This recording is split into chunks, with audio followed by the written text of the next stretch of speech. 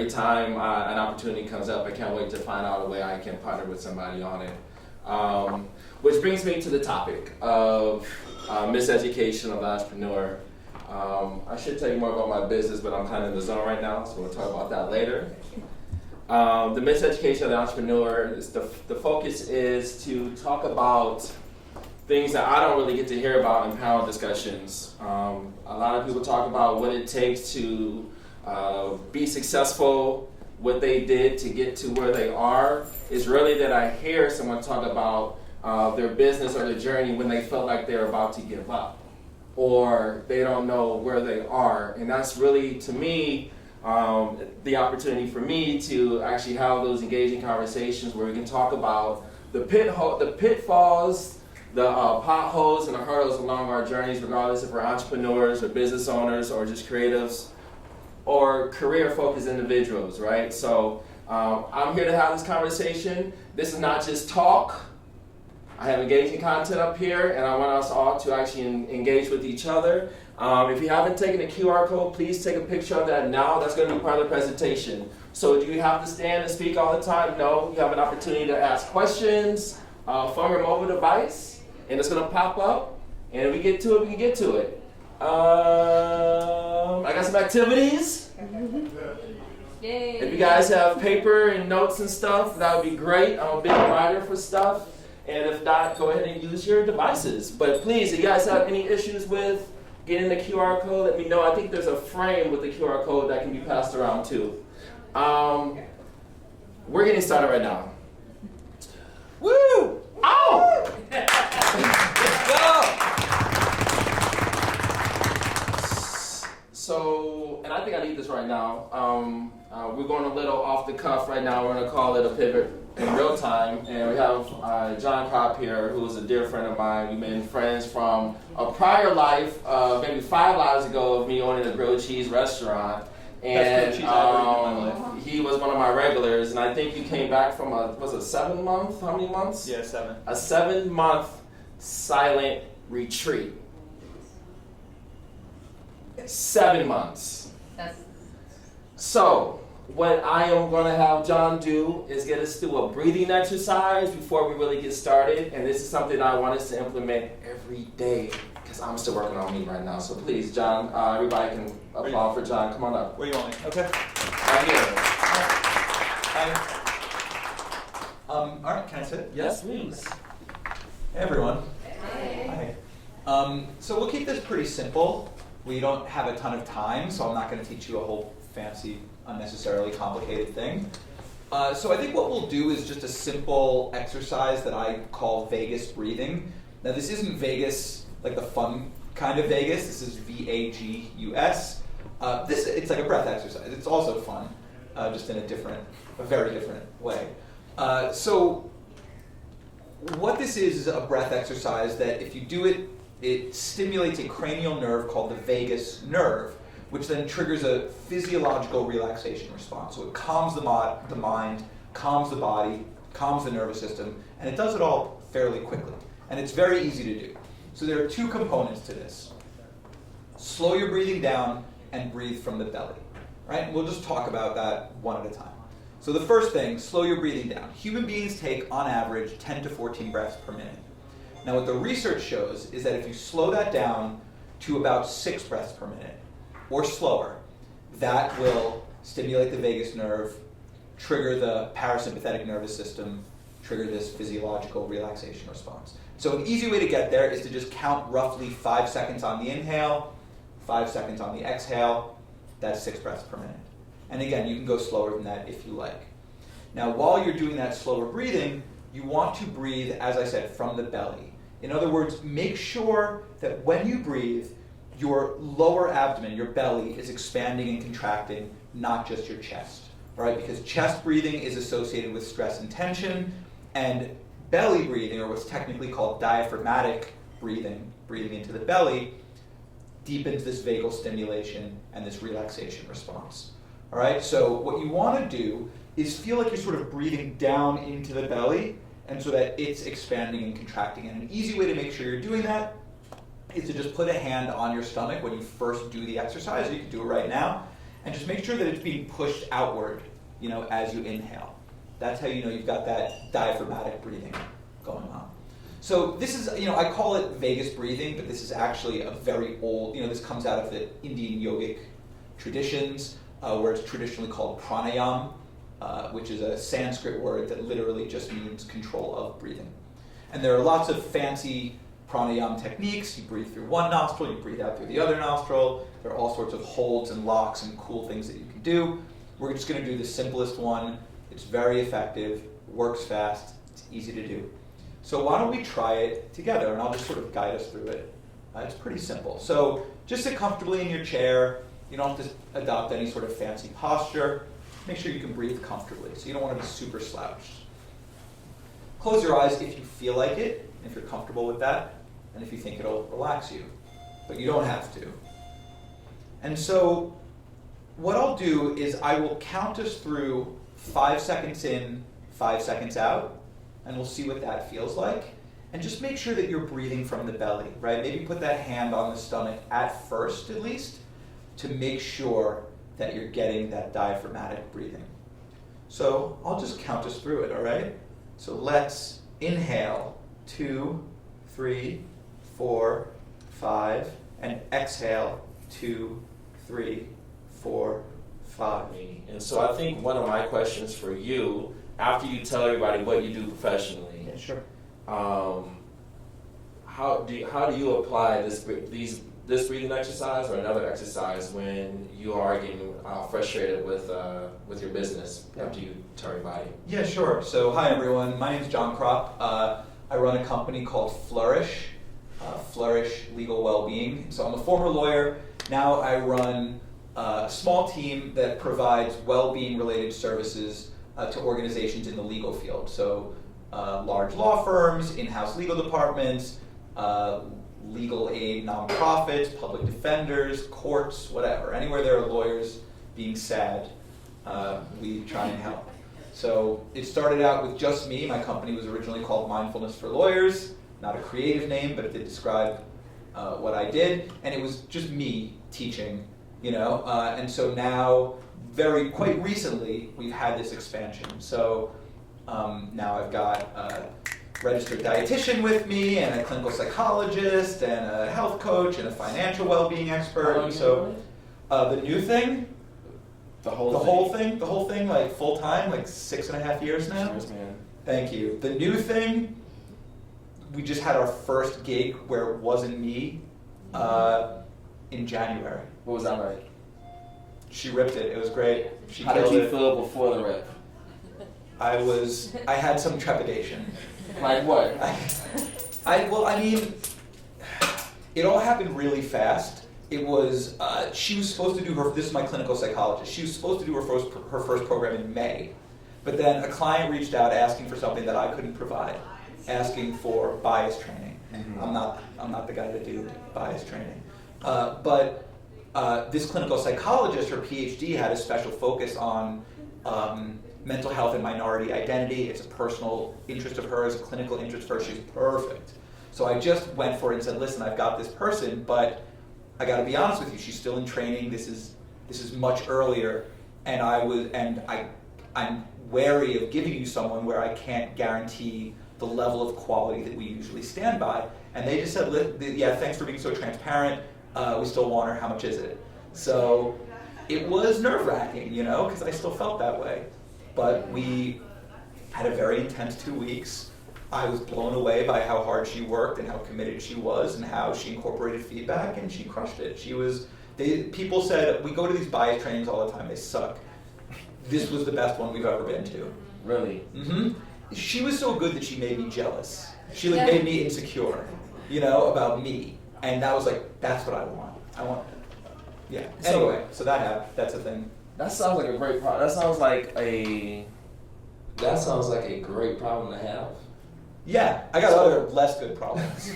but Facts. But I had that one too, yeah.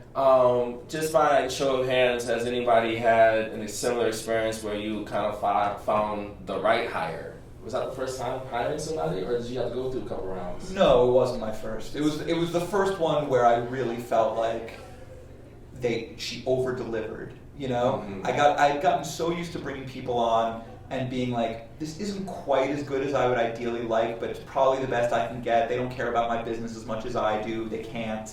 This is fine. And this was like the first time that it was like, I couldn't tell you how good it felt. It felt like I want to send her like I probably will send her like a fruit basket or something. You know, like we heard it. We all heard it. Yeah, we heard it. It was yeah. Here it is. Not a fruit basket. Okay. No, Harry Sounds David, like good. pears. Not people like okay, but like What do you do with 12 pears? eat them. What was the question? Oh, it was my first hire. But yeah, so it was the first time. Good stuff. Good Yeah. stuff. All right. Yeah. All right. So there was a point where you will have to. So you just recently expanded. Yeah. Correct.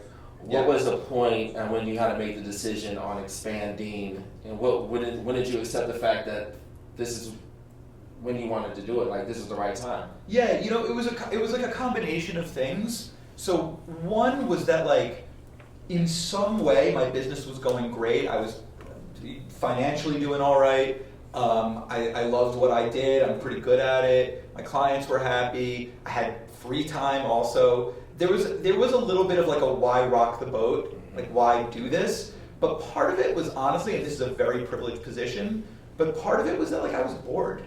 You know, I've been doing the same thing for a long time. I felt like I kind of had it like on lock a little bit, and I wanted a new adventure. And then the other thing was that under the surface, I think problems were starting to emerge. Like, so I was a mindfulness guy, right? Mindfulness for lawyers, mindfulness. And that, people are kind of, they shouldn't be, but people in the corporate world are kind of getting tired of mindfulness. They feel like they've heard it all. They feel like they've been to a million mindfulness trainings. Now, most of those are probably bad ones, and mine are good ones. So they should still want to work with me, but they don't know that, right? So there's this like fatigue and this sense of like, this is passé. And it wasn't happening yet, but I was like, I want to get out in front of this and skate where the puck is going, and I can sense that maybe if I just ride this train forever, it's going to slow to a stop.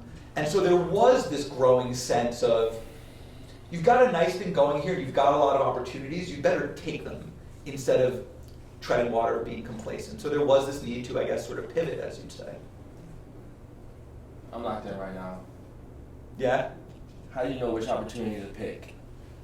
Ooh, so I did have two things or three things in front of me that I could potentially do, and how did I choose this one to pick? You know what it is? The other big opportunity was I'm mindfulness for lawyers, right? So there were two obvious things I could do.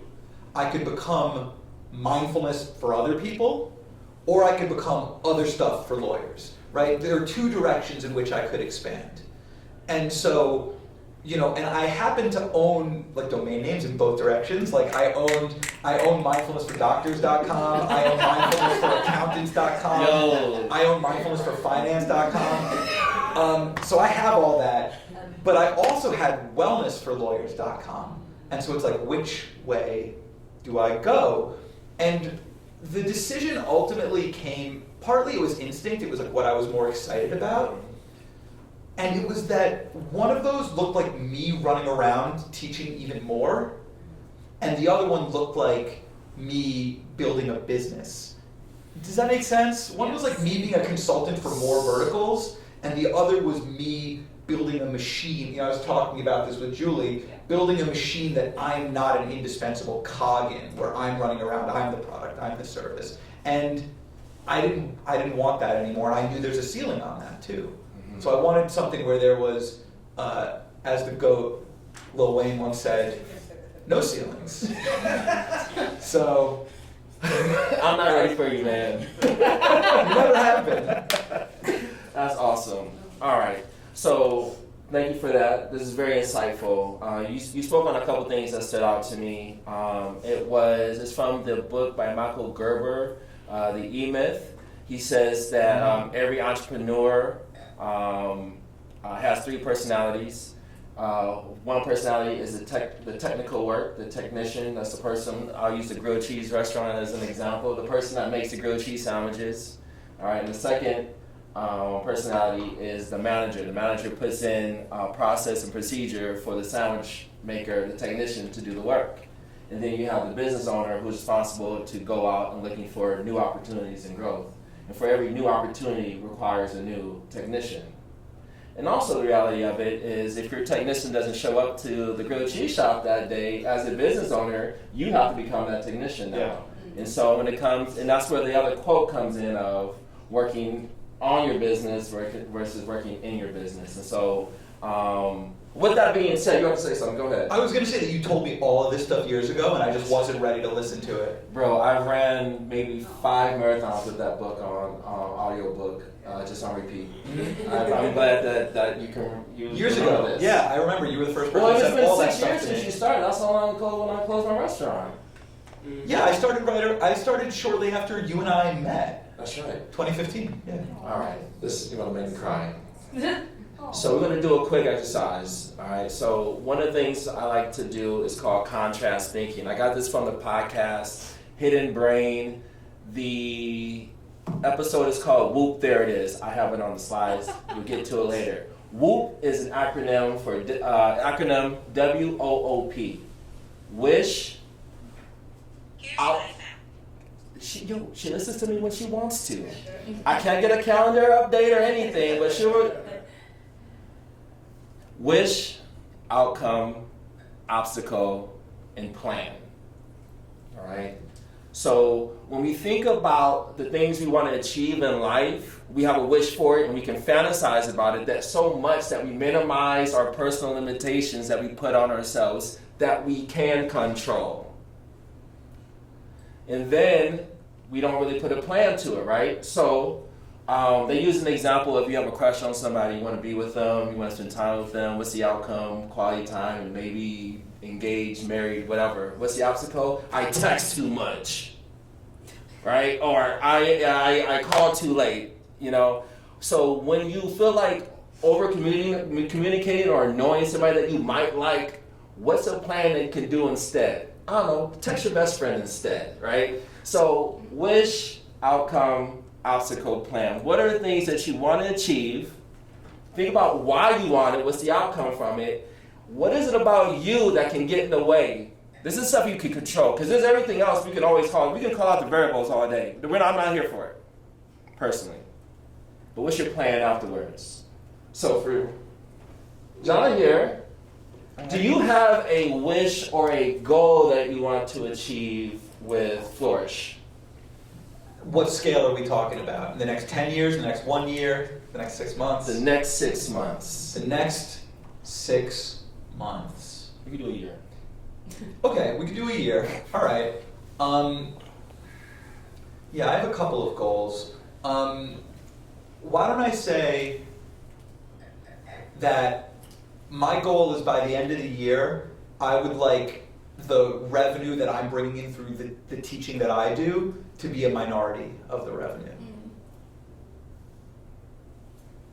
And that's still, 4 or 5 other people against me. So it's like not crazy to say a minority, but I want to be bringing in less than, through my own programs and workshops and so forth, I want that to be less than 50%. Yeah. Okay, I like that.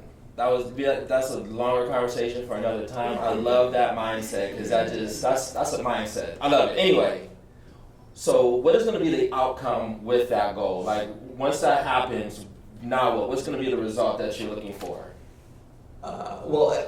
Within the business, I think the outcome would be that I would have more time and more bandwidth to focus on higher level strategic things. Things like hiring skillfully and thoughtfully. Things like actually charting the sort of vision for the next 5 years, 10 years. Like I feel I wouldn't be running on the hamster wheel of providing the service myself, and I would be able to sort of zoom up over the clouds, or above the trees and look down and think more panoramically and strategically, which I think is important. Okay, all right, I like that. What will be an obstacle that will possibly get in your way from that from achieving that outcome? I think a big obstacle will be, honestly, a big obstacle for that, just like a concrete, practical, pragmatic one, would be not marketing enough. I have coasted for a while now on old school marketing, like speaking at conferences, and just really strong word of mouth, which I'm very blessed to have, but that's leaving a lot on the table, and that is also tied intrinsically to the me brand. So that won't fly for getting these other people work. So I need, honestly, it's overdue, but I need to get a strong process-driven marketing operation up and running. All right. Okay. So if that's the obstacle of the marketing side, what is going to be the plan to? So if you need to do more on the marketing, be more of a brand, and put yourself out there, what is going to be some of the things you're going to have to do for that to happen? What's the plan that you can control?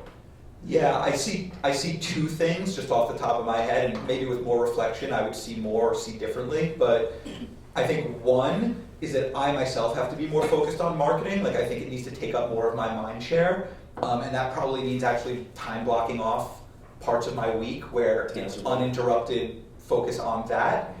And then the other thing is it shouldn't be just me. I should be finding help, whether it's contractors and consultants. It's probably not an FTE, a full-time employee just yet, but I think it would be making the same mistake I always make to say, like, okay, this needs to get done, now I'm gonna do it. That's me being in the business again. That's right. So I think it's a combination of those. Like, I think that I need to be focused on it, but that focus shouldn't take the form of me grinding it out. It should be me taking the form of assembling the machine to help me do that. At least that's how I see it. This is very helpful. I like it. So you guys, again, for this WHOOP exercise, it's a reflection on the things you can control. So if you know that you want to achieve something and you don't like waking up at 5 o'clock in the morning, but that's actually that's what it takes, oh well, do it, right? Because you have a plan, right? And that's something that you can control, right? If you can convince yourself all day long, I'm not a morning person, you're going to continue to believe it. I'm not a morning person, but I'm going on 6 weeks straight, waking up at 5 a.m. I wake up before my alarm clock now, and I get so much shit done, all right? Now the winner gets a free bottle of wine, all right?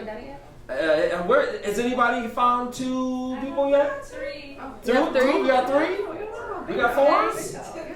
How many people got it already? I only got 1 bottle. Here we are. Wait. I'm joking. Huh? Oh, shit.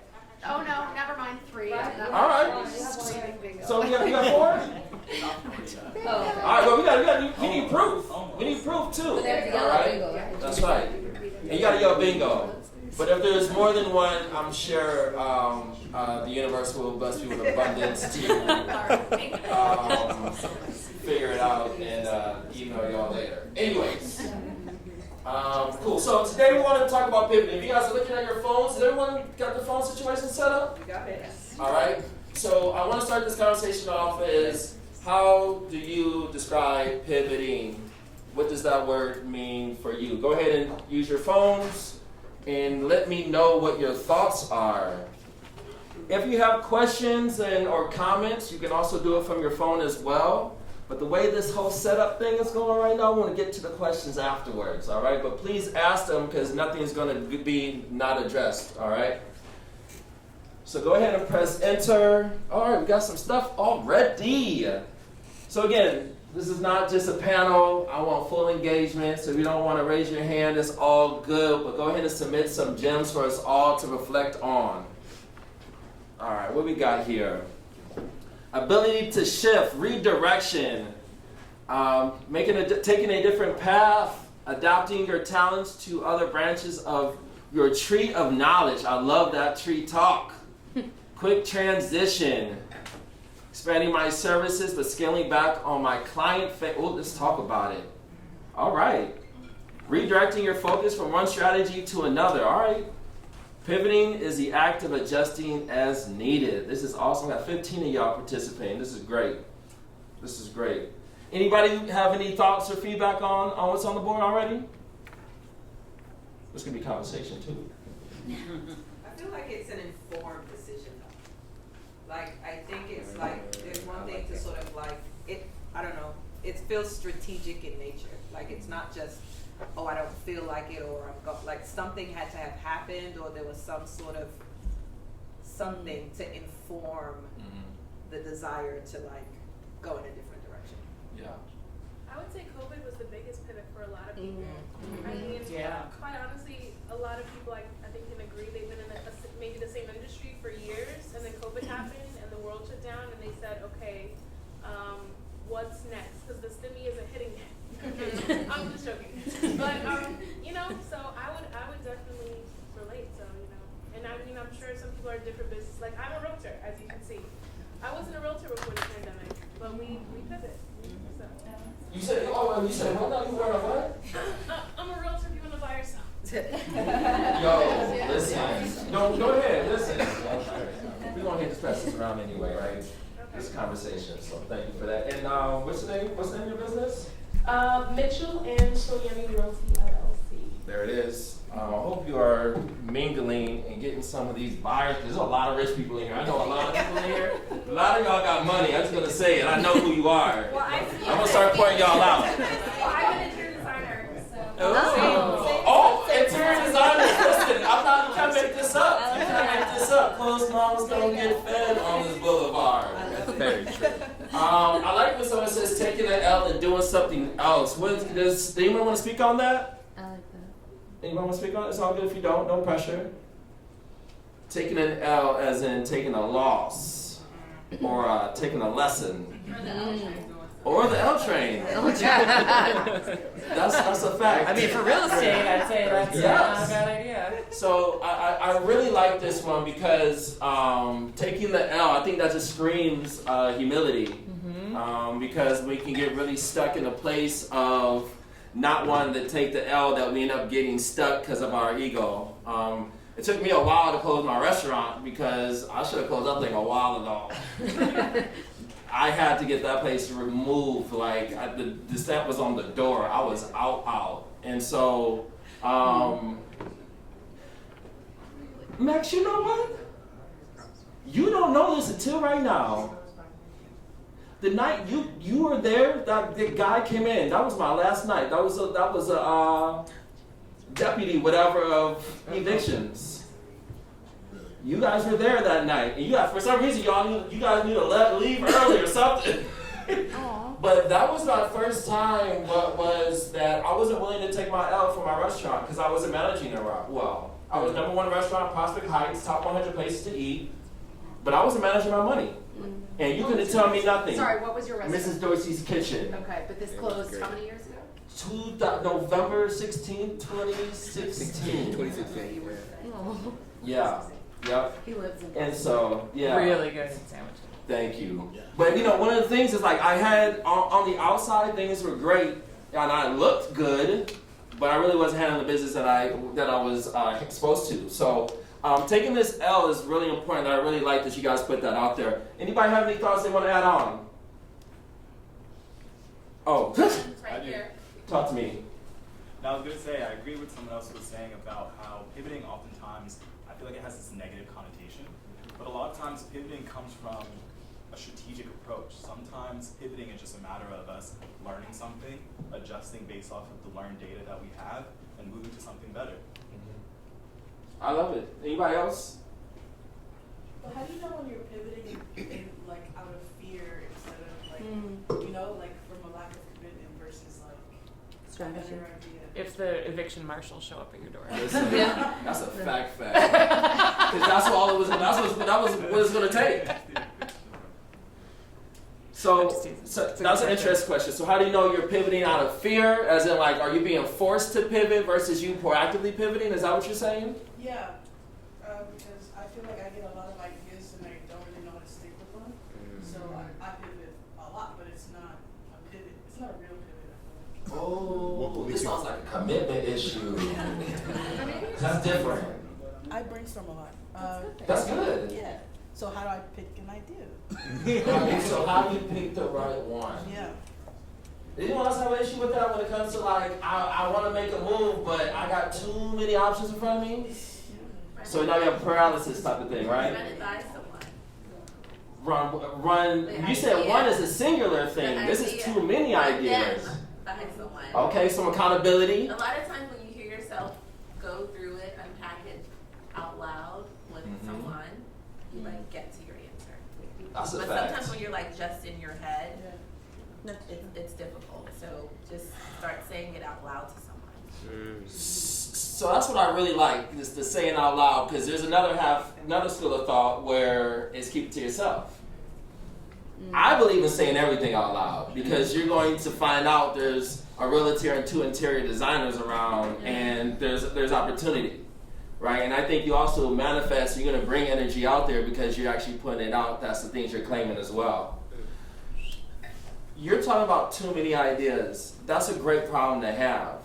But the situation is, are these all different ideas, or is there a destination that you're trying to get to, right? Because at the end of the day, you can take any type of vehicle to go to California. Yeah. But how many cup holders do you want? Well, I think it's about really setting goals, right? To help you, what are you trying to achieve? And then as you're working, are you really working towards that goal? Like, let's say you want to start a business and you want to have $1 million in revenue in the next 3 years. If you're on that path, but you're not quite there yet, but you're getting there, then I think that's when it's like, okay, I got to keep going. But I think maybe just really being clear on what your goals are. I think claiming the destination, right? You got to Yeah. put that in the GPS system, right? Because after once we go ahead. I said, I claim the destination, but it is a monetary destination. Oh, okay. It's kind of like anything can get Ooh! I got something for you. Go ahead. So And you guys, hold on, Mike. You guys can pass that around too, please. Let's engage. Let's engage. This is perfect. So I am an interior designer, I'm Shauna. But one of the things that I do a lot for other people is I look for patterns. And so I personally, when I started business, I knew what I wanted to do, so that wasn't an issue. And I do find that lofty monetary goals are great, like manifesting them, but sometimes they're a little scary and that might put you in paralyzation. So can you break down all of your ideas and see if there's some sort of pattern that falls between them that it maybe will lead you to the actual business concept, and then you can go back down the funnel in the opposite direction from there and say, like, what will I offer? So I'm thinking, like, okay, for example, when I look at a room, somebody doesn't really know what they want, but they're showing me 50 pictures, and I say, in those 50 pictures, did you know that you like jewel tones? And they're like, no, what are you talking about? I'm like, every picture you've shown me has a jewel tone in it, and the lipstick you're wearing is a jewel tone, so let's talk about that. And so if you maybe can look at your own ideas or reflect them back to someone else and see what the pattern is, maybe it's a service that you don't even realize is underlying all of that. So, That's awesome. Go ahead. Who's that? Right here, on this side. Go ahead. Go ahead. Window side. I think so. There's a couple of things. I think one, don't shy away from your ideas, even if you're just. I think there's at least for me, I'm a visual person, so I like to whiteboard a lot on most of the things that I do, especially just starting out, because then it helps me for brainstorming purposes. But having a lot of ideas is always a good thing, like Ron said. I think what you want to do is figure out. I have a Google Doc I have a couple of Google Docs, but one is just called Lamont's to-do list. My name is Lamont. Hi, Lamont. Hey, Lamont. Hi, Lamont. I'm a human. The second thing, I'll stand up. So I have a Lamont to-do list, and that's the title, and I just write shit down, and I put a date on it, and that's what I thought of for the day, right? Then I actually create the to-do list. But for your ideas, maybe you want to say, okay, I'm just going to whiteboard this, right? And all your ideas, just whiteboard them. Just create a Google Doc, or if you like Microsoft, which you'd be a weird person, but not, not a bad person, just a weird person, because Microsoft is weird. Maybe you want to do a Word doc, and you just parking lot, all your ideas. And then you just make a point to come back to those, maybe like once a month, right? And you like sit down with a dedicated amount of time, and you look and see for patterns, right? For ideas, but you come with it with an intention to figure something out. So you're not putting any more ideas in, you're pulling out of those ideas, right? The other thing I want to say is, it's okay not to know. It's okay not to, we think that, hey, we've got to, we're only going to speak if we have a good idea, and that's it. That's the only time we're going to share it. That is not the case. I think mentorship is super important, and that's something that we've got to all lean into, just as, I think, professionals, right? People who, if you are the smartest person in the circle, right, you're doing something wrong. You have the wrong circle. If you only have one circle, you're doing something wrong. You've got to have multiple circles with multiple people and multiple aims, right? Doesn't mean that it has to be all transactional, but you to bounce those ideas off of people, you have to be ready to receive what the feedback and criticisms are going to be. And it could be something you never thought of, right? The last thing I'll say, and I'll just drop this mic. I won't drop the mic. I'll just pass it. But, It's not my mic. It's not. the other thing is just being able to just gather ideas, right, and hear from people. This is the most uncomfortable thing. I think you only grow when you're uncomfortable. You only grow when you're being challenged, right? When you're being forced to do something or forced to think about something in a different way. When you're comfortable, you're not growing. Remember that. So if you are able to seek advice from people and feedback from people who won't give it to you in a way because they're your friend or because they know you, you're going to probably end up with something good at the end of that. It might not be right at the end of that conversation. You might be upset at the end of that conversation. You're like, I thought this was the effing way to go. But you're going to be stretched, and being stretched, that's what grows it. So that's it. Done. Beautiful, thank you. That's it. That's it. That's awesome. All right. Yeah.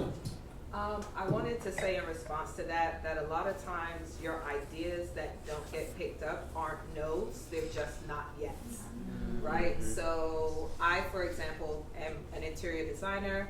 I spent probably 2.5 years, 3 years working on a startup idea. Balls to the wall on that thing. It failed, right?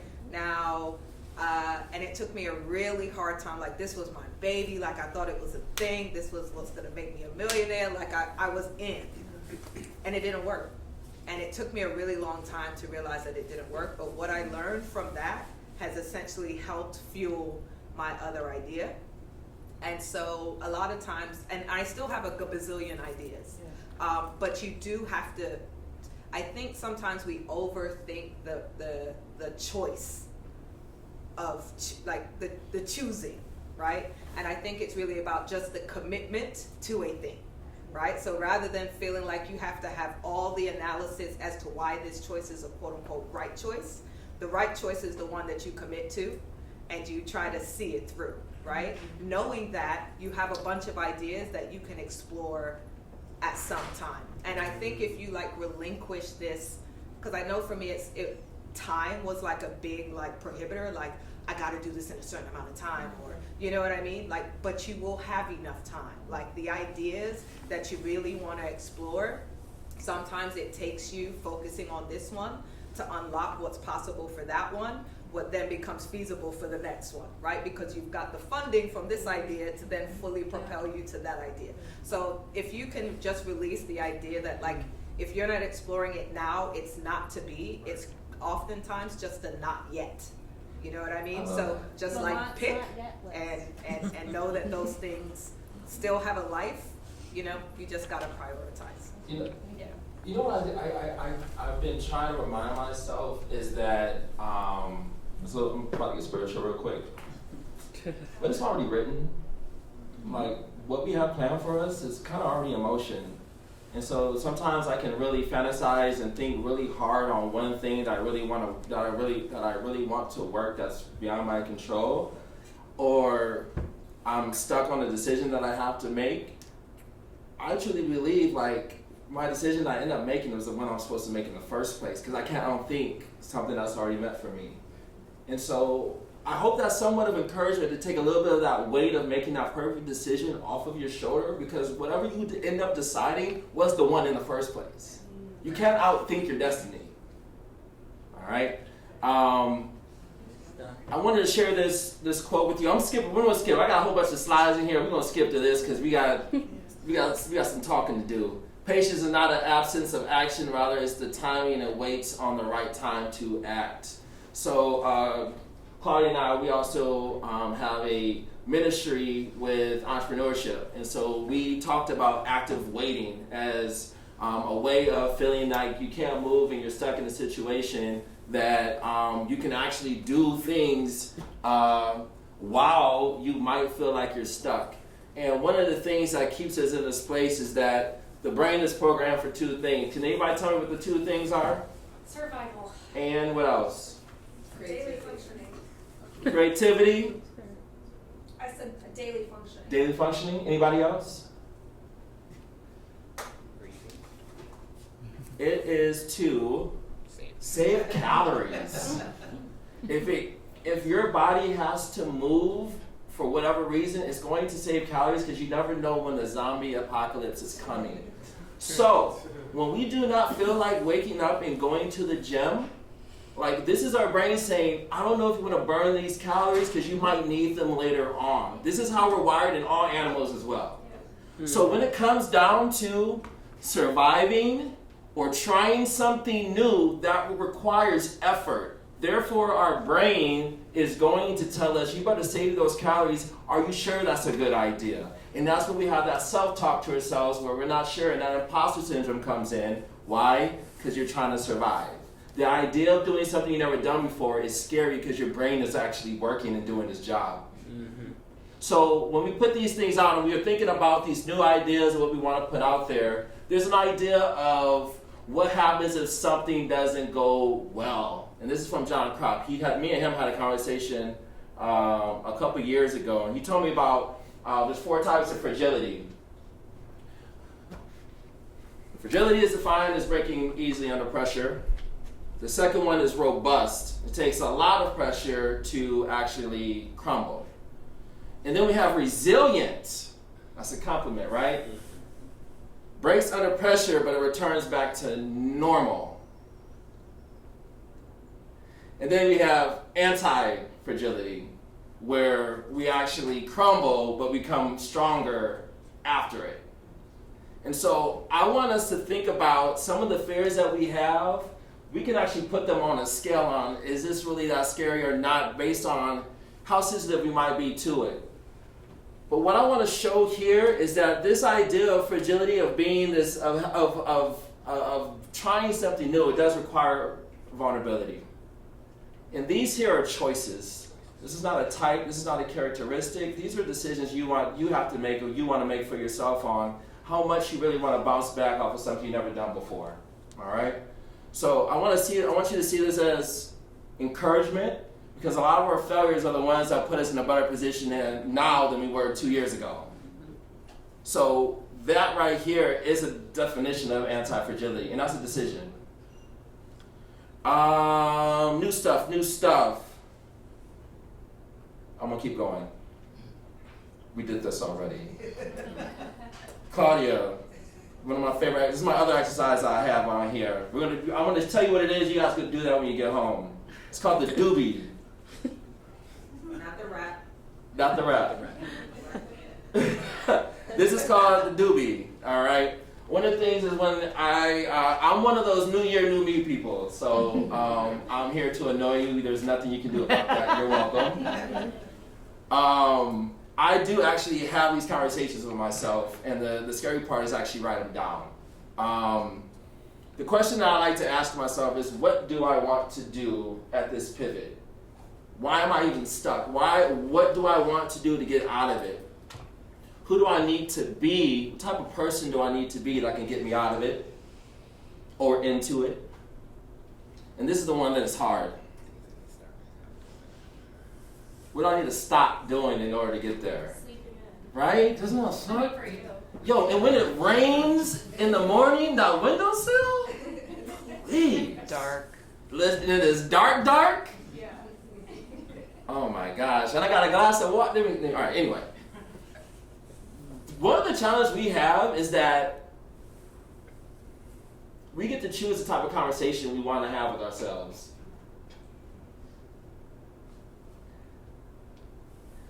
I can tell you something, and once I say it out loud, you heard it. But I don't have to tell you what I really want, because I can actually ignore that voice in my head. And that's a very powerful thing, where I can ignore something that I really want to accomplish. You guys, so I'm going to take a break right now. We are going to keep it moving into this panel discussion. But yeah, so my name is Debbie. I am a poet and a spoken word artist. I did go to law school and pass the bar, but I did a pivot when I realized that that was not kind of where my heart was. That's not my passion, that's not my purpose. And I work in tech. I'm a community manager at a startup tech company, but poetry really has my heart. So yeah, I will bring everybody up one by one. So first we have Julie. I'm gonna have everyone introduce themselves. Julie. Once Hey, everybody. everybody. Hi, Julie.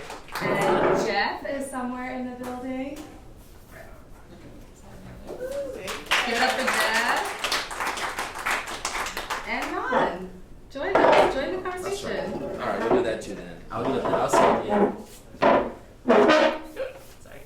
All right, so the panel is called the Miseducation of Entrepreneurs. So I'm sure that everybody here is maybe at some sort of different level. Maybe there are people who have, like we heard from the beautiful young lady, who have ideas. So maybe you haven't kind of kicked it off yet. We may have people who are at the beginning of their entrepreneurial journey. There may be people who've been thriving and you're just kind of maybe stuck or looking for some inspiration, some motivation, and that is what these three wonderful entrepreneurs are here to share with us. So if we can just go down the line, just share your name, where you live, and what you do. Julie, want to I'll start. Can you hear me? There you go. How about I turn it on? That helps. Is that right? Can you hear me? Yes. Hey, everybody. I'm Julie Meyer. I'm so happy to be here. I'm getting a little choked up. This is really special to share the stage with Ron. I think I'm Ron's day one? Definitely day one. Definitely day one. You're definitely my day one. Ron and I met in 2011 in the spring at Weibo. Does anybody know Weibo? Workshops and Business Opportunities. I just moved back from living in China, and I had a business idea, and I went to Weibo. Ron had a business idea. Ron's very young and very energetic, and we were kind of only nerds in the class, so I think who cared so much, and we're so into our homework and answering every question. I never did my homework. Oh, No, except for Weibo. Except for Weibo. Okay, you faked it. And so my first pivot was I came to Weibo to create a business that was going to be a series of travel books written by, I'm a dietitian, so written by dietitians, like Lonely Planet Guide, and it was going to be Eat Well China, and Eat Well Japan, and Eat Well whatever. Loved it, ran the whole business, ran the whole business through Weibo, and at the end, realized, I'm not going to make any money doing this business. This is not going to work. This is a terrible idea. And I started a consultancy. My background had been, I had a job once for 2 years working at a PR agency, and so I decided to start my own consultancy. That was 11 years ago. We're in our 11th year, so I'm the founder and the co-CEO of a company called Eat Well Global, and we're a strategic consultancy that works with the food industry. I was saying earlier, we help big food be better, so we help them with their overall nutrition strategy and portfolio transformation, everybody from PepsiCo to Taco Bell to so we're trying. It's not perfect, but it's a little better than it was before. And then I started a business right at the beginning of the pandemic. I tried something really new. I met another entrepreneur, and we started a business called Augmenters, and we have a platform to augment mentoring, to bring a fresh conversation around mentoring, and we have a podcast. I will have my QR code and my cards all around. We have a great episode with Ron that you'll have to check out. And I live in Brooklyn, and I'm an empty nester. I have grown children who have left me, and so now I have to just make more businesses in their absence. That's it. Until they're That's old it. enough Make more money. Until they want to work in the business, and then I'll be a terrible boss. Sorry, that was a lot. Okay. Hello, everyone. My name is Jeff Lindor, and I'm so honored. Thank you, Ron, and I'm so honored to be amongst distinguished, amazing people. Right? Thank you. I own a company called The Gentleman's Factory, and made so many pivots along the way, and we're pivoting now. What started out, so my background, marketing, and then I got a master's in public policy, I did some really interesting work in city government. And I resigned in September 30th, 2016, because I just saw that, men of color specifically was just so isolated in the corporate spaces that they were in. So then I was looking for a space to really build with like minds, and I couldn't necessarily find it. So then I just created it, right? So, we've been around for over 7 years. And throughout that time, it started out, we have we have 2 physical locations. And, like we wanted to build, spaces where we could just collaborate, meet, very similar to how Solo works. And for these 7 years, we've, grown our membership, expanded, we're buying buildings and, really doing some really interesting things.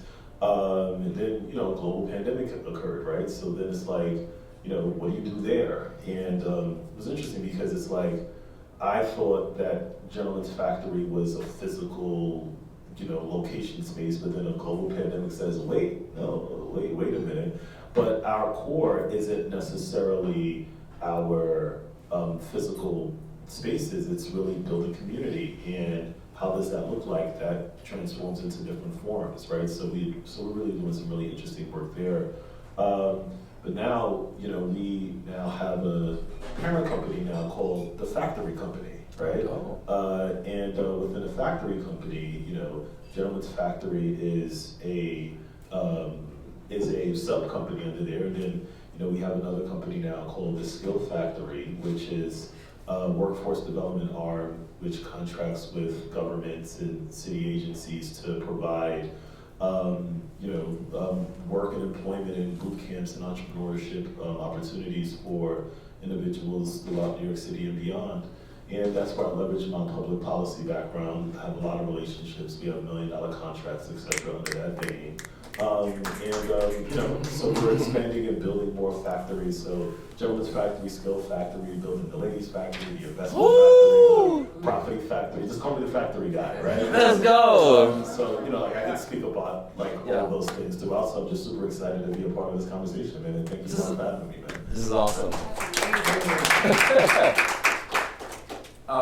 Real quickly, I'm founder and CEO of Triton Consulting. One half of my business is an online platform that teaches entrepreneurship, financial literacy, career readiness, professional development, and parents engagement. That a lot of my content I create and I put it for schools, for middle school to high school, but I use the same for college and adults as well.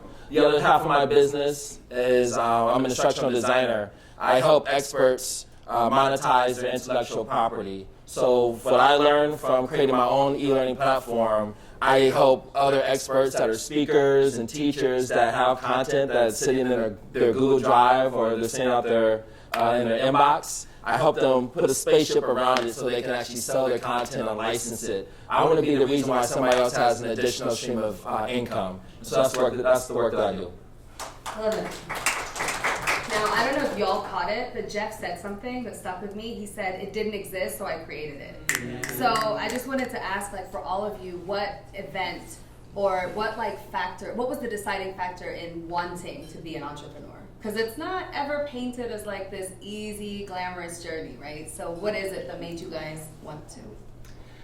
I think it's funny. I on our podcast especially, we talked to a lot of entrepreneurs, and I think there's a couple things. One, most entrepreneurs, I think we're on it. Well, a lot of us have parents that are entrepreneurs. Mm-hmm. Both my parents are business. My mom's a realtor. Shout out realtors.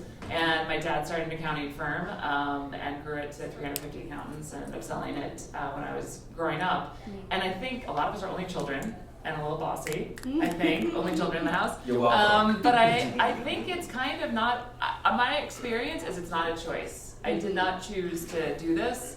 It was not a, I think entrepreneur sounds cool. So if you, oh, you think you're better than me because you're an entrepreneur? You're like, no, I can't work for anybody. I cannot work. As soon as somebody tells, the breathing exercise, tell me what to do, I'm not going to do it. Not going to do it.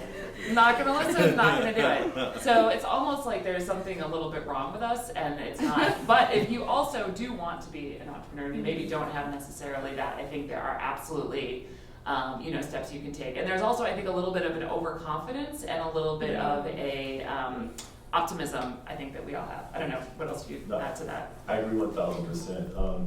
And I think that it's about solving problems too, right? So it's I wasn't, so when I resigned, I had a really good job, I was, doing pretty well, and I was, gonna,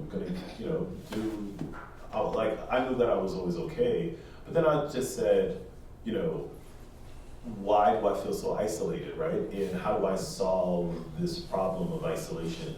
You know, so I think that if you're developing a business, you know, you have to always ask yourself, what problem are you solving?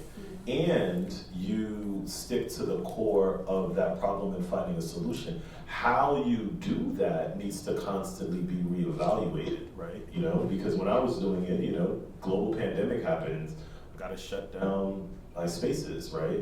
But the problem is isolation. So how I do that needs to constantly be reevaluated. So entrepreneurship is all about finding problems. And here's the last thing that I'll say too, is like, as you're building a business, focus on don't focus so much on your product, but focus on your customer's problem, right?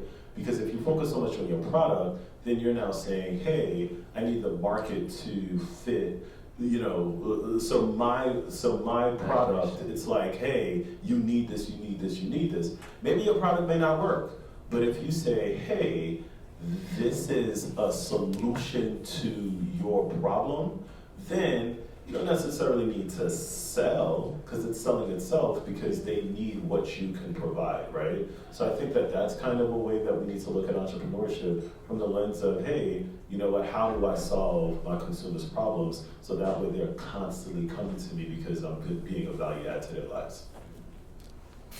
Thank you. Jeez. Look, I like the way you said that, because I think that's the definition of empathy, is being able to connect somebody and find out what their problem is and put their needs before yours. I mean, but like, charge them for it though. The time ain't coming back. The time ain't coming back. Exactly. You're doing them a favor. But that's how you connect with individuals too, is knowing that you're listening to what their needs are. And that's how I choose to look at entrepreneurship, right? Because a lot of times you have the capitalistic perspective of it, but there are really people that want to get paid for the time and want to make the world a better place. And I'm glad to hear that you can't unhear it, right? The way I was introduced to entrepreneurship, it was when I moved to New York. I was never really exposed to it until I met people quitting their jobs and starting their business. And so I found myself at a place where I was really, Sunday nights were painful because I knew the work, I had to go back to work. Like, I would literally be sick to my stomach on Sunday nights. And I remember complaining to two people. It was two instances where I was complaining. The first person was my frat brother, Michael Jackson. He said, if you're going to complain about something, shut up or do something about it. So that was one. That's good advice. And then the other person was my friend Donnie, and she asked me, what would I do for free for the rest of my life? And so for me, I really thought about what that could be. I say that all to say, when I reflect now in 2023, I have a whole generation of entrepreneurs in my family. They never taught it to me because they wanted me to make safe decisions. They wanted me to get a job. So a lot of times, now that I'm reflecting on it now, because my cousin just did an entrepreneurship workshop in Atlanta, he wasn't taught that stuff. We weren't taught these things. But when I look at my grandmother and my great-grandmother, they've always been entrepreneurs. They never wanted me to do it because they wanted me to make safe decisions. And that's because they care, not because they wanted to stifle anything. There's nothing against that. But I'm now seeing that the entrepreneurship roots go deep, and at the same time, but our loved ones want to take care of us too. Now, before I ask the next question, did none of y'all do the breathing exercise? I did. I mean, I did it, but I just did it my way. Y'all were listening to instructions. I did it how I wanted to. I Okay, couldn't okay, listen okay. to the instructions. I mean, so I tried, and then I was like, I'm lost. No, now. you Hey, done your own thing. it's all about showing up. Okay. It's all about showing up. So if you're not an entrepreneur and you made up your own instructions, you probably have that spirit. Just so you know what That was actually a test. Yeah, there you go. Sorry, you're not doing it. Now, the business idea that you first had when you first wrote it down, and looking at your business today, how in just a couple of sentences would you say your business has evolved? It's shocking. Yeah. It's so funny. I was just thinking, Ron, when you were up here talking, that you and I had a conversation about I never set goals for myself. And then it was the pandemic, did the Miseducation of Entrepreneurs, and then we were on Zoom. And I remember being like, okay, fine, Ron, I'm setting a goal. Because I didn't. I had very low self-esteem, and I did not think I would be a success. I didn't guess I would be a success.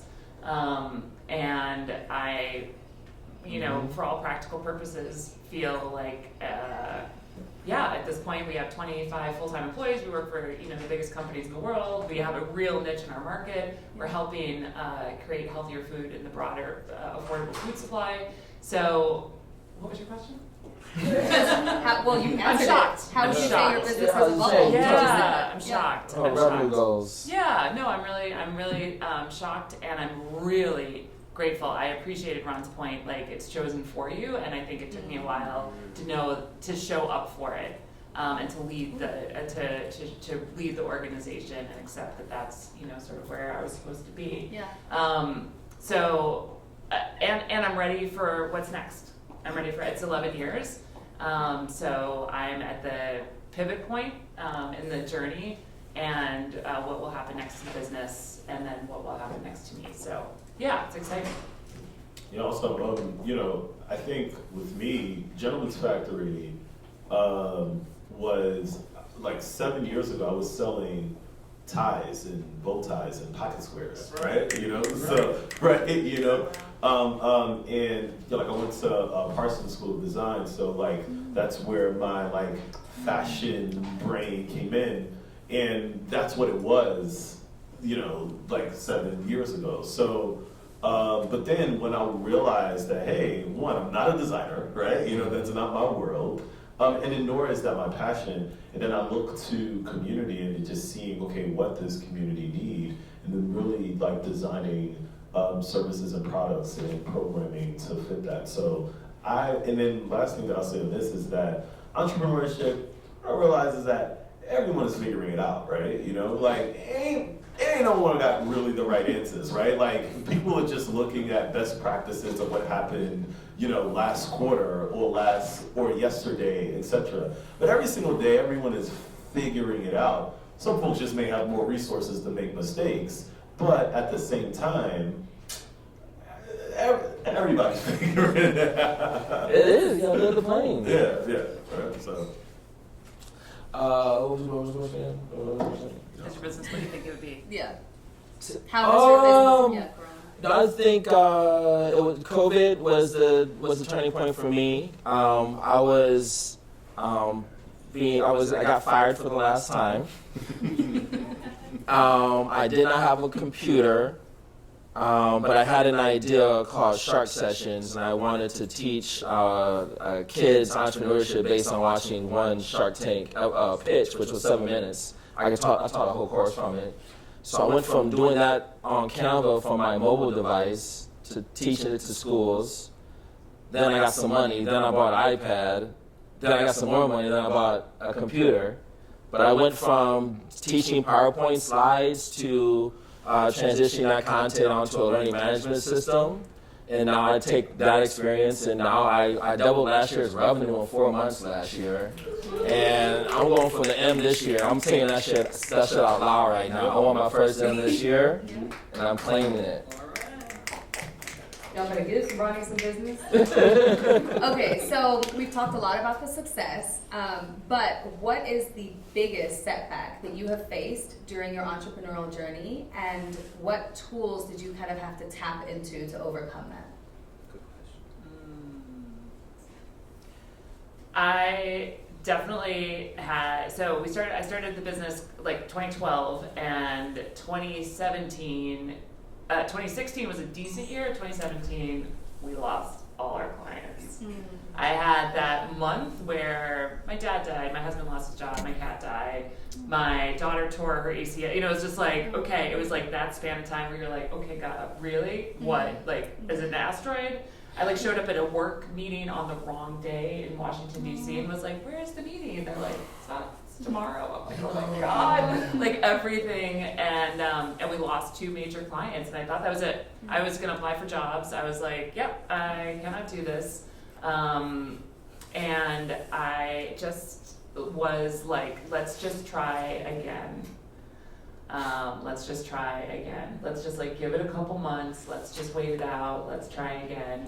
2018 was a decent year. 2019 was through the roof, and we've had over 40% growth year over year since 2019. So it's one of those times where it's just like, I can't, everything is the worst. And it got better. And I asked for a lot of help, and I let people know around me what was happening. And it did. And now it's, beyond my wildest dreams. So I think in those moments where you're like, okay, God, really? Like, you're obviously being tested, and there's more to go from there.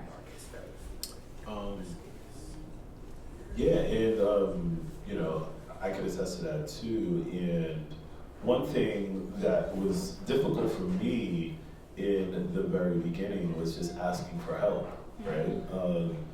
So I am Haitian, born in Haiti. Any Haitians here? Ready to eat Haitian food? Right? Oh, okay, all right, two of us, right?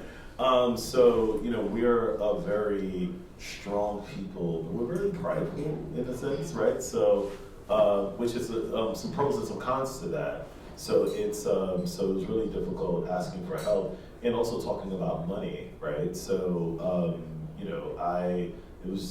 starting a business or growing a business is really challenging. So I remember one time, I had an investor friend, mentor of mine. I was with him earlier today, right? Like, that's my ace. And I remember when I first started out, he invested a couple $1,000, and that was even hard for me to even ask for help. So then I remember, a year later, he just checked up on me and he was like, "Hey man, how are you doing?" And I was struggling. Woo! And then I told him, I was like, "Yo, man, I ain't gonna hold you, bro." Last year was hard. And then he said, "Why didn't you call me?" And then I said, "What? No, I still owe you this money right here. I'm not gonna call you." He said, "No, if you need assistance, call me." So then, a couple of months later, I needed a cash infusion of I don't know, $10,000 or something like that. And then I called them, and then he was like, "All right, here, sure," right? And they just wrote me a check. And I was like, "Wait, what?" Right?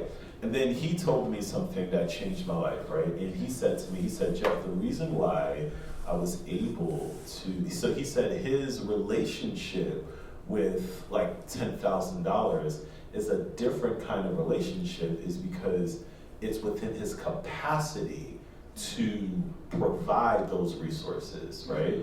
So then he said to me, "Listen, you don't even have to pay me back. What you have to do is increase the capacity of the community that you're looking to serve," right? So then that's what really revolutionized my thinking.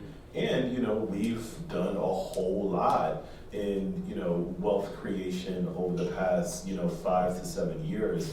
And the tool that I, used was therapy, really kind of unpacking all the mental roadblocks that I had in my mind as to why is it that why is it hard for me to ask difficult questions or ask for money, or the fear of rejection and all of those things. So now, I'm asking Ron, man, buy me drinks, So about mine. No, so it's just really getting over the fear of rejection, I would say. And then Ron didn't reject me, by the way, right? You know what I mean? So Ron is going to buy me dinner after this, right? Yes, let me borrow your card real quick. Biggest setback for me, I think, was in the placement of, I was opening my restaurant. I had quit my job already. I was going in on, this is going in on 2013, and I had, things were in place, but there was a point where literally everything that could go wrong did go wrong. I was in an 8-year relationship then that ended. We had a puppy, my puppy, his name is Lucky, and he died. Oh, that's not funny. His name was Lucky. Anyways. I had 2 contractors that were working on the job. They walked off on the job on me opening up my restaurant. And one of my business partners was a best friend of mine, and he wanted his money back, and he sued me. Fast forward, I was also getting sued by my landlord of the restaurant that I was paying rent for, and my rent for my apartment. He wanted me out because I didn't have any construction going on. And so one more thing, I was still doing the pop-up markets in the city, Madison Square Eats, Columbus Circle Holiday Market, Union Square Holiday Market. Those like month-long events. I was planning on, so when all those things were going wrong, I knew I was entitled to knowing that I'm going to get into the pop-up market in the spring, Madison Square Eats, which was big money. And I applied thinking I was going to get in to get me out of this rut. I got denied. And so now I'm out of money, all right? And so I took that moment and I broke all the way the fuck down. And I'm glad no one was there to see it because I was definitely on the floor for the good 2 hours. And then I realized I still got to eat. And so I heard about this website called thestorefront.com where you can rent out coffee shops or whatever. And I knew there's restaurants out there that don't have food, i.e. coffee shops and bars. And so I actually went and hit up a whole bunch of these venues that were renting out. And I got a connection with somebody, and he owned 2 locations. So I was able to partner with him to get my sandwiches going. By that summer, after Madison Square Eats, Broadway Bites happened, which is on Herald Square. I got into that.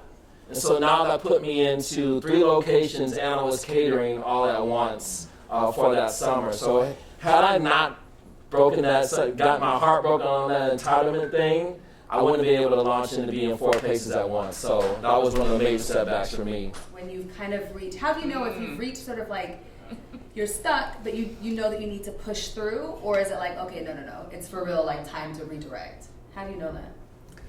So my business partner lives in Amsterdam, so we have a third of our business is based in Amsterdam, UK, and Spain. And our experience, and if anybody else runs international businesses, but our experience is Americans spend money. Like 50% of all the marketing dollars in the world are spent in America. We buy more than everybody else, we spend more money than everybody else.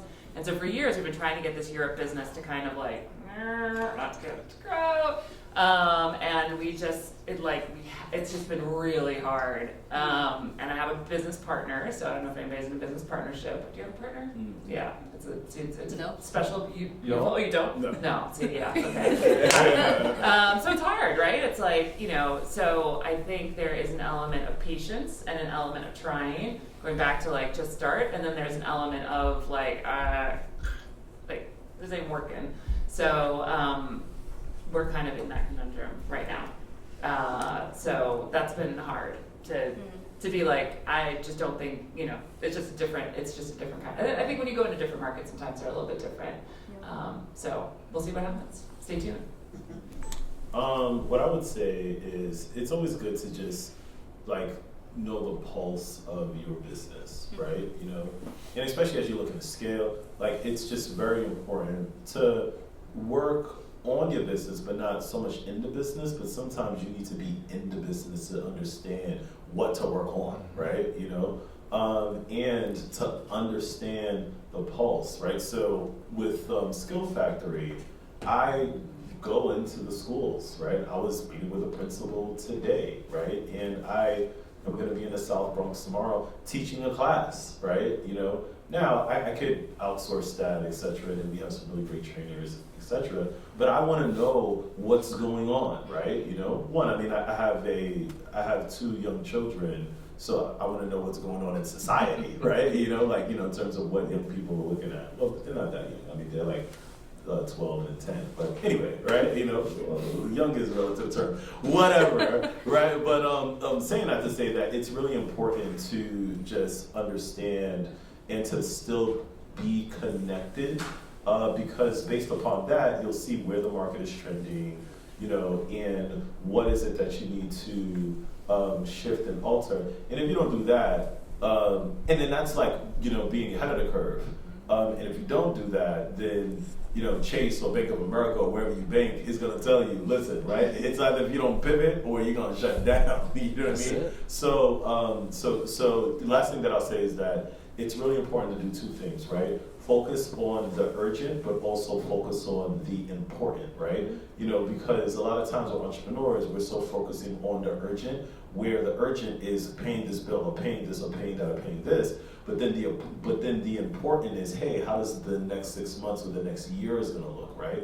But it's hard to look at the next 6 months or the next year when you have this nagging, urgent thing that is pressing you. So what I would say is that in one eye, you look at the urgent, and the next eye, you look at the important, and then you do that simultaneously. Because if you're only looking at the future, then what about tomorrow? What about the immediate? If you're only looking about the immediate, what about the future, right? So, it's like just balancing that out. So it's kind of like a little dance that you got to do, And that there might be that future might have an impact that's not financial. Exactly. And there might be an impact. There might be a strategic reason that you're doing that, and it's not the financial. Whether it's a connection, whether it's a partnership, whether it's going to get you something else. Further beyond. Totally. Okay, I know we don't have much time, so I'm going to ask two quicker questions. But for all three of you, what is your favorite thing about being an entrepreneur? And you cannot say working for yourself. Can't say that. Okay, you go next. I like being a servant to people. I like helping other folks make more money and adding value to the work that they provide for other people. What I would say is there's no greater feeling than to have something that is in your head and to make it tangible and make it real, and then have the world benefit from it. I love getting to do stuff I just love this moment and getting to share my experience with other entrepreneurs. Working with other entrepreneurs is my greatest passion, and helping. So that the fact that I even have a story that warrants me being up here, well, I'm sure most of you would have another story that would be just as good as mine to be up here. The fact that I'm able to work with other entrepreneurs, and especially female entrepreneurs, for me, that's my favorite part. Okay, and now this question's for you guys, because I want to leave everybody with some gems, but what do you wish someone would have told you at the very, very beginning of your entrepreneurial journey? Calm the fuck down. Calm the fuck down. See, do the breathing exercises, y'all. Seriously, you don't have to do it like he does it. Calm down. Just give it. I loved the gal who shared patience. I was like guns blazing. So yeah, I'd say that would be helpful. What I would say is don't have bad days. Just have bad moments, right? Because if you allow for that moment to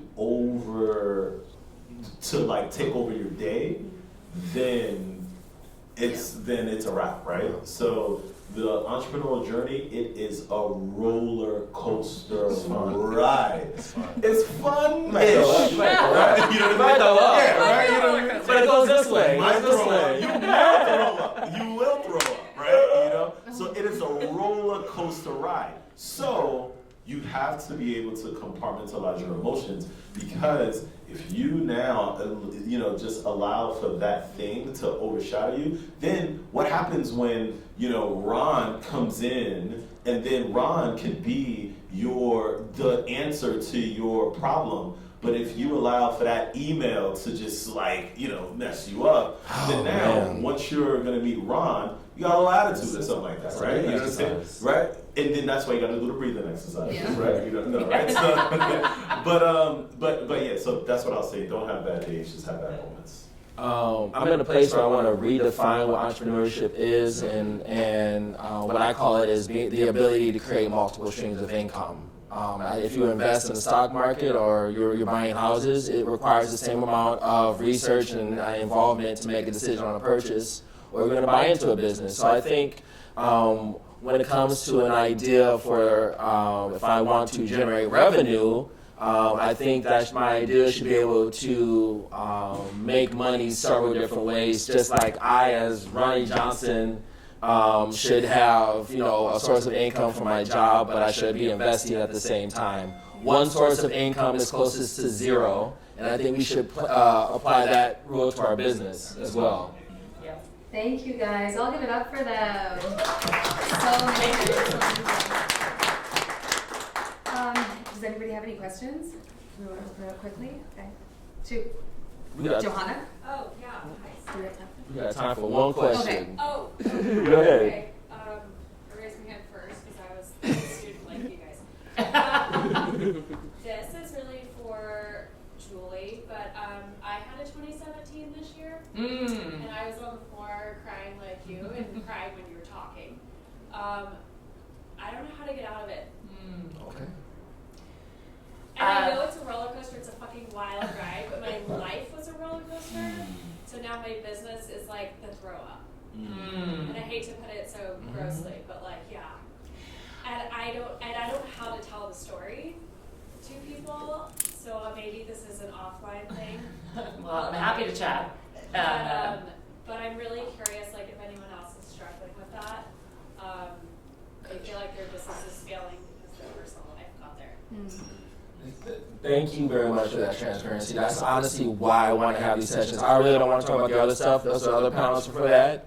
For people to speak up like this, I need to hear it. So I'm definitely going to be able to. I'm sure I'm willing to listen. My quickest advice is active waiting. Stay in motion. There's power in rest. Don't go out and doing everything, but honestly, embrace some of the pain too right now. And know that it's something that's required, and you're being tested, and walking away from it, you're not going to be able to progress because you still got to take that test.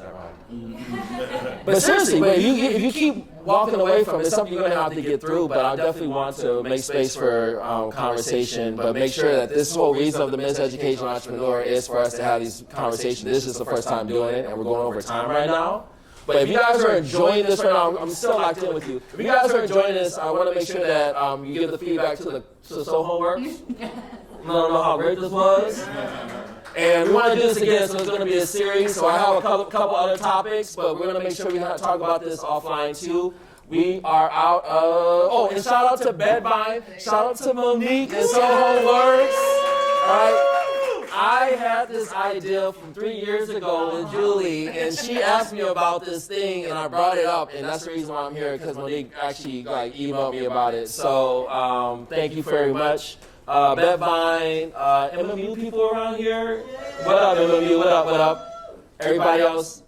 Love you guys. Huh? We need a bingo winner. Oh, bingo winner. Who has four? Who got four? Let us know. All right. And then we're done. Quick announcement on my end.